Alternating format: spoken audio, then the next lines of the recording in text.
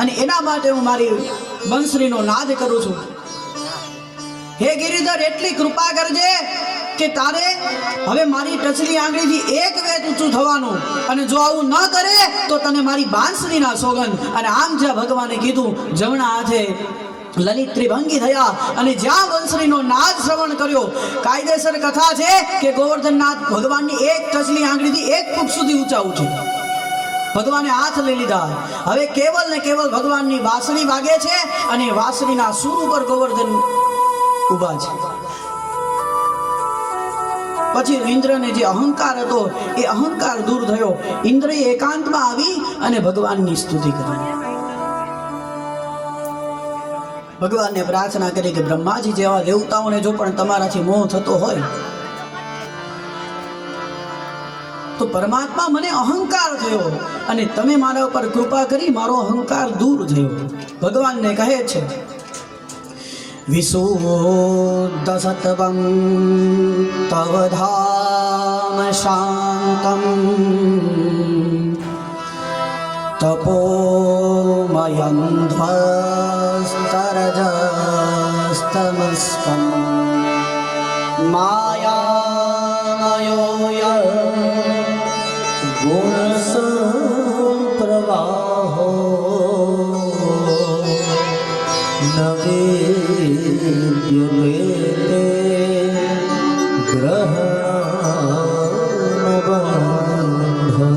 ઇન્દ્રએ ભગવાનને કીધું, હે પરમાત્મા, વિશુદ્ધ તત્વમ તવ ધાવ શાંતમ, હે પરમાત્મા, મારું હૃદય પવિત્ર થયું, મને જે અહંકાર હતો એ દૂર થયો, તારા સાનિધ્યમાં આવ્યો છું। તવ ધાવ શાંતમ, જે તમારા શરણમાં હોય એને તમે સ્વીકારો છો। તમે મારો યજ્ઞ બંધ કરાવ્યો, મને અહંકાર થયો કે એક સાધારણ પુરુષ, સાધારણ બાળક મારો યજ્ઞ બંધ કરાવી દે, પણ હું તમને ઓળખી ન શક્યો। ફરીવાર કીધું, જો બ્રહ્માજી જેવા દેવતાઓ તમારી માયામાં મોહ પામતા હોય, ભાગવતજીના મંગલાચરણમાં આપણે કીધું ને કે જન્માન યસ્ય યતોન વયાદિ તરત ચાર્ધેશ વિઘ્નેશ્વરાય તેને બ્રહ્મ હૃદય આદિ કવયે, કે જેને બ્રહ્માજી જેવા કવિઓ જે સૃષ્ટિનું સર્જન કરે એવા મહાન, જે સૃષ્ટિના પાલનહાર છે, સૃષ્ટિના સર્જક છે, જો એને પણ પોતાની રચનાઓ પર જો મોહ જાગતો હોય તો પરમાત્મા, હું તો સામાન્ય માણસ, તમારા માટે જે કાંઈ કરો છો એ એક લીલા છે, હું એ લીલાને સમજી ન શક્યો, તમને ઓળખી ન શક્યો। આ ઇન્દ્રનો અહંકાર જે હતો એ ઇન્દ્રનો અહંકાર દૂર થયો। એટલે ઇન્દ્રનો અહંકાર દૂર થયો। પછીના અધ્યાયની અંદર વરુણ વિજયની કથા બતાવી છે। વરુણ વિજય એટલે જીભને જીતવાની વાત।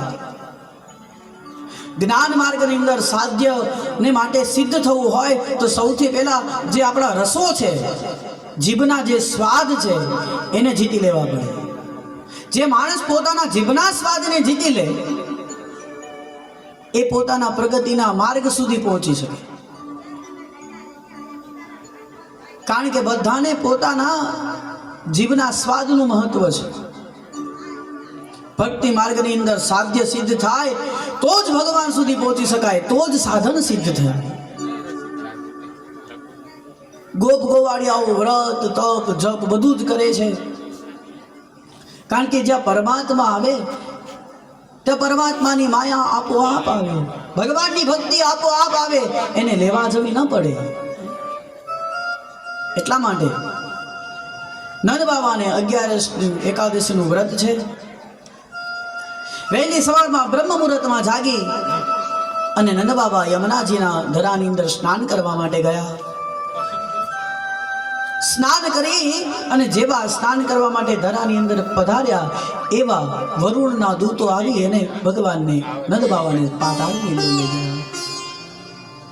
11 નો સીધો અર્થ છે, 11 એટલે એક મહિનાની વચ્ચેનો મેરુ। એક માળા હોય અને માળાની અંદર ફેરવતા હોય તો માળામાં જ્યાં પૂર્ણ થવાનું હોય ને ત્યાં એક મેરુ પર્વત આપેલો હોય, એ મેરુ એને તમે આંખે લગાડો એટલે તમારી માળા સિદ્ધ થઈ।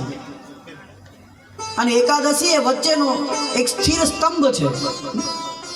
કારણ કે 1 + 2, 2 + 3, 3 + 4, 4 + 5, 5 + 6, 6 + 7, 7 + 8, 8 + 9, 9 + 10, 11 ને રહેવા દો, આનો સરવાળો કરો એટલે 54 થાય. પછી 12, 12 ને +13, 13 + 14 અને 14 + 15 કરો એટલે એનો સરવાળો પણ 54 થાય. અને 54 ને 54 બે ભેગા કરો એટલે 108. એમ મહિનાની અંદર એક દિવસ શાસ્ત્ર કહે છે કે મનુષ્યએ એક દિવસ તો ઉપવાસ કરવો જ જોઈએ. શું કામ? કે તમારા શરીરમાં જે ઇન્દ્રિયો કાર્ય કરે છે એ ઇન્દ્રિયો ઉપર જો તમારે કાબુ મેળવવો હોય, કંટ્રોલ યોર સેલ્ફ કરવું હોય, તો તમારે એક દિવસ તમારા શરીરને પણ આરામ આપવો જોઈએ. કારણ કે સતત આપણું શરીર કાર્યરત છે. તમે જે આપો એ બધું જ પચાવે આપણું શરીર.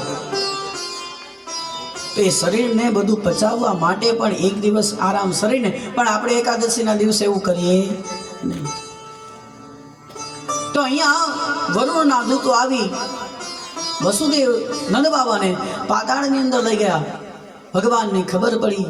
પછી તો કથા છે કે ભગવાન પાતાળની અંદર ગયા, ત્યાંથી નંદ બાબાને પુનઃ લઈ આવ્યા. કારણ કે જ્યારે નંદ બાબા સ્નાન કરવા માટે ગયા ત્યારે એવું થયું કે બ્રહ્મ મુહૂર્ત છે, પણ બ્રહ્મ મુહૂર્ત હતું નહીં. કારણ કે રાત્રિનો સમય 11:30 થી લઈ અને સવારના 3:30 વાગ્યા સુધીનો જે સમય છે ને એને પિશાચ કાળ ગણવામાં આવે. એ પિશાચ કાળની અંદર ન તો ભોજન થાય કે ના તો પછી ભજન થાય. કોઈને દાન દેવું હોય ને તો શાસ્ત્ર એવું કહે છે કે સવારના સૂર્યોદયથી લઈ અને સાંજના સૂર્યાસ્ત સુધી દાન દઈ દેવું જોઈએ. આપણા કાઠિયાવાડની કહેવત છે કે સૂર્યની સાખે અને બ્રાહ્મણના વચને જે કાર્ય કરવામાં આવે ને એમાં સિદ્ધિ પ્રાપ્તિ થાય. તો સવારમાં સૂર્યોદય હોય અને સાંજનો સૂર્યાસ્ત થાય ત્યાં સુધી કોઈને દાન ધર્મ કરી લેવો જોઈએ, પછી કરાય નહીં. બીજો નિયમ કીધો કે રાત્રિનો પ્રથમ પ્રહર પૂર્ણ થાય ને એની પહેલા ભોજન કરી લેવું જોઈએ. પ્રથમ પ્રહર 4 પ્રહરની રાત્રિ હોય એટલે પ્રથમ પ્રહર પૂર્ણ થાય એની પહેલા માણસે ભોજન કરી લેવું જોઈએ. કારણ કે એ જે પ્રથમ પ્રહર સુધી છે ને દેવત્વ આ સમષ્ટિ ઉપર જાગૃત હોય. પછી આસુરી વૃત્તિ, કારણ કે 11:30 થી લઈ અને પછીનો જે સમય છે બીજા 3 પ્રહર એ આસુરી વેળા ગણાય. અને ત્યારે જે આસુરી તત્વો હોય ને એની શક્તિ વધારે હોય. તમે જુઓ, જે કોઈ વ્યક્તિ તંત્ર સાધના કરતો હોય એ રાત્રિના જ ભગવાનની પૂજા કરે. કારણ કે જેની સિદ્ધિ જ હોય છે, જે વ્યક્તિની અથવા તો જે માણસ માટે કે જે પરમાત્મા માટે આપણે ભક્તિ કરીએ છીએ એની એ શક્તિ જાગૃત હોય ત્યારે જો કરો ને તો એ તમને તમારી પાસે આવે કે તમારા ઉપર અનુગ્રહ કરે. પણ જો જાગૃત ન હોય ને ત્યારે કરીએ તો કોઈ માણસ સૂતો હોય અને આપણે એને એમ કહીએ કે તું મારું આ કાર્ય કરી દે તો કરશે ખરા? સૂતેનો માણસ કાંઈ ન કરી શકે. કારણ કે અત્યારે જ્યારે માણસ સૂવે છે ને ત્યારે એની એક અવસ્થા મૃત્યુ જેવી હોય. કારણ કે નિંદરમાં તમે શું કરો એની તમને ખબર હોય નહીં. હરેક માણસ રોજ રાત્રિના સૂવે સવારમાં ઉઠે ત્યાં સુધી એ વેળા જે હોય ને એ મૃત્યુની અવસ્થા. કેવલ ને કેવલ મનુષ્યનું હૃદય અને મન આ બે જ વસ્તુ જાગૃત હોય, બાકી શરીર નિસ્તેજ થઈ ગયું હોય તો એ કાંઈ કાર્ય ન કરે. એમ રાત્રિના સમયે આસુરી તત્વો વધારે જાગૃત હોય, એની સિદ્ધિ તરત તમને પ્રાપ્ત થઈ જાય. એટલે બ્રહ્મ મુહૂર્તની અંદર વરુણ ભગવાન માટે નંદ બાબાને એવું થયું કે બ્રહ્મ મુહૂર્ત થઈ ગયું છે, પણ હકીકત એવું હતું નહીં. આસુરી વેળામાં સ્નાન કરવા માટે ગયા એટલે વરુણના દૂતો એની સાથે લઈ ગયા. જ્યારે ભગવાન વૃંદાવનની અંદર રહ્યા ત્યારે ભગવાને અનેક પ્રકારની લીલાઓ કરી. નંદ બાબાએ બધાએ આવીને વાત કરી કે વ્રજવાસીઓને વિનંતી કરી કે આપણે જેને આપણો લાલો તરીકે સ્વીકારીએ છીએ તો વૈકુંઠનો અધિપતિ છે. એની અંદર મને વિષ્ણુ ભગવાનના દર્શન થયા. એટલા માટે તો, અને એ વિષ્ણુ ભગવાન સ્વયં અંશ તરીકે આ પૃથ્વી પર આવ્યા છે આપણા પર કૃપા કરવા માટે, આ પૃથ્વીનો ભાર હરવા માટે, સાધુ સંત સંન્યાસીની રક્ષા કરવા માટે. એટલે તો ભગવાનને શું કહેવાય? ગૌ બ્રાહ્મણ પતિપાલ. જે પરમાત્માએ ગાયોની અને બ્રાહ્મણોની અને સ્ત્રીઓની રક્ષા કરી. શાસ્ત્ર ત્યાં સુધી કહે છે પરમાત્માને સૌથી વધારે પ્રિય વસ્તુ કોઈ હોય તો પેલું છે ગાય ગોપી અને ગીતા. આ સમષ્ટિની અંદર આ ત્રણ વસ્તુ ભગવાનને અંતરથી વાલી છે. અને આજ આપણી આ વિકરાળતા કહો કે કરુણતા કહો, આ ત્રણે ત્રણ તત્વ એ દુઃખી થાય છે. આપણે આ ભારત વર્ષની અંદર જ્યાં ગાયને આપણે મા તરીકે પૂજા કરીએ છીએ, અરે ભગવાને ગાયની સેવા કરી, ગાયનું મહત્વ એટલું બધું બતાવ્યું કે કોઈ નાનું બાળક હોય, અરે એને કોઈની નજર આવી ગયો તો યશોદાજી જ્યારે બાળકને કંઈ પણ થતું લાલાને, તો સૌથી પહેલા ગૌશાળાની અંદર લઈ જતા, એની માથેથી ગાયનું પૂંછડું ઉતારતા.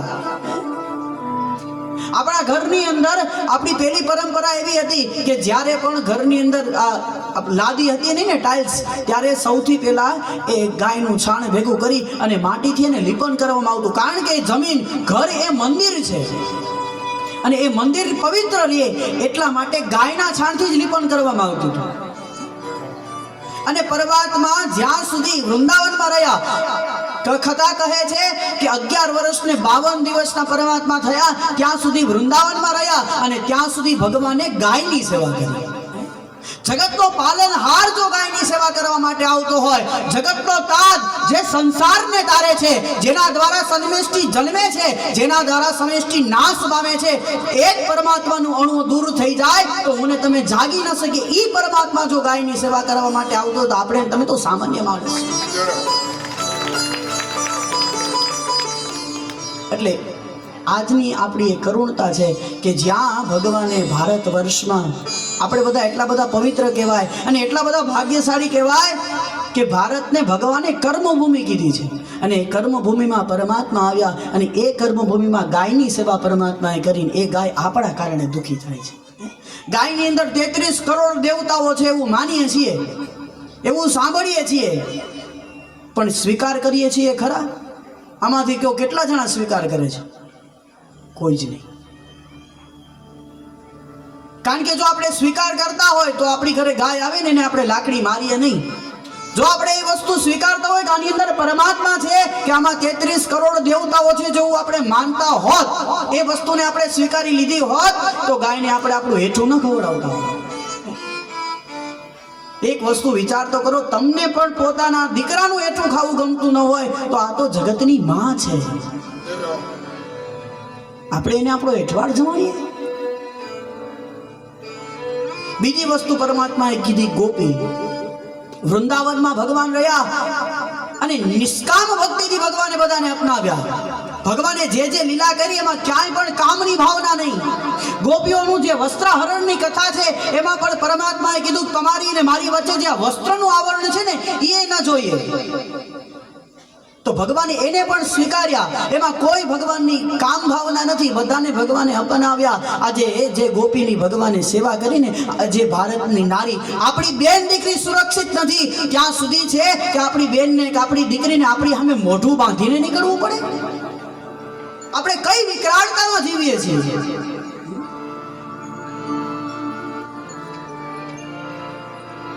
બાજુમાંથી આપણી દીકરી જતી રહે તો આપણે ઓળખીએ નહીં. શું કામ? પેલા આપણા વડીલો જીવતા નહોતા, નીકળતા હતા ને, એ બહાર જતા હતા તો એ ક્યારે મોઢું બાંધીને નથી નીકળ્યા.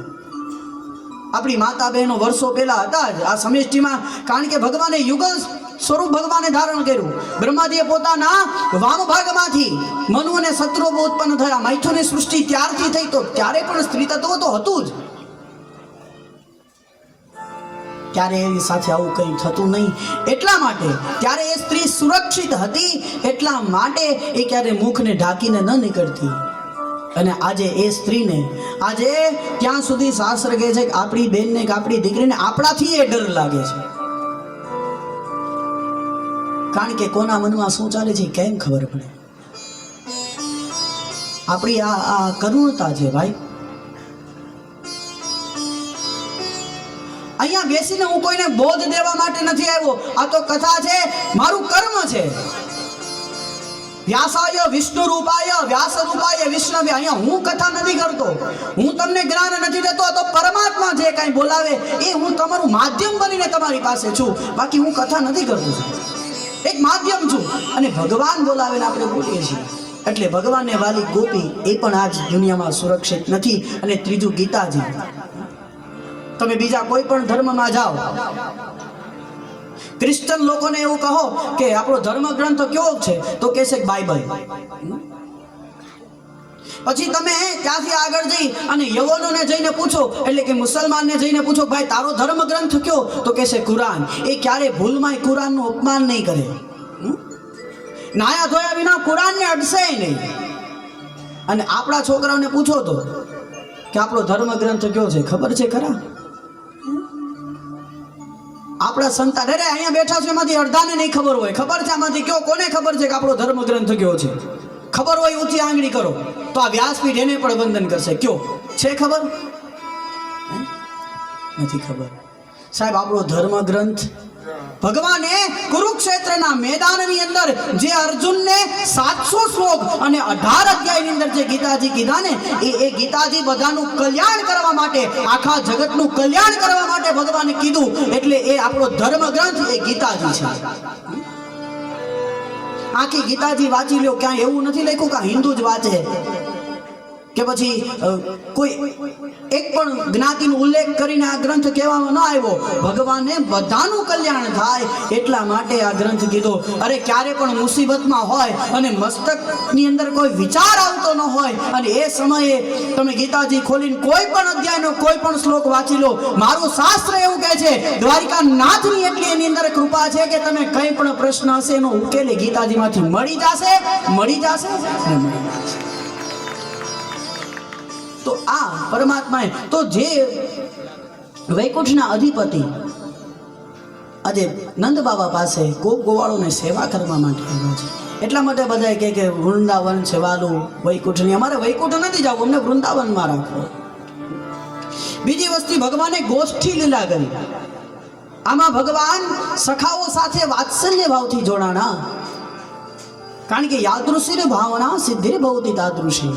જેણે ભગવાનને કીધું તમે મારા સખા થાવ, તો ભગવાન વાત્સલ્ય ભાવથી જોડાણા. એ ભગવાનની હતી ગોષ્ઠી લીલા. ત્યાર પછી પરમાત્માએ વન લીલા કરી. તેમાં ભગવાન બધાના સખા સાથે ગાયો ચરાવવા માટે નીકળ્યા. વનમાં જ્યારે દાવાગ્નિ લાગ્યો ત્યારે દાવાગ્નિનું પાન ભગવાને કર્યું અને બધાને બચાવ્યા. તો એ છે પરમાત્માની વન લીલા. ત્યાર પછી પરમાત્માની નિકુંજ લીલા. નિકુંજ લીલા એટલે પરમાત્માએ ગોપી ભાવથી જે કોઈ એની સાથે જોડાણા એ બધાને પરમાત્માએ સ્વીકાર્યા. એ જે ગોપી ભાવથી ભગવાને બધાને સ્વીકાર્યા ને, એ છે નિકુંજ લીલા. ત્યાં પરમાત્માએ મહારાસ રચ્યો.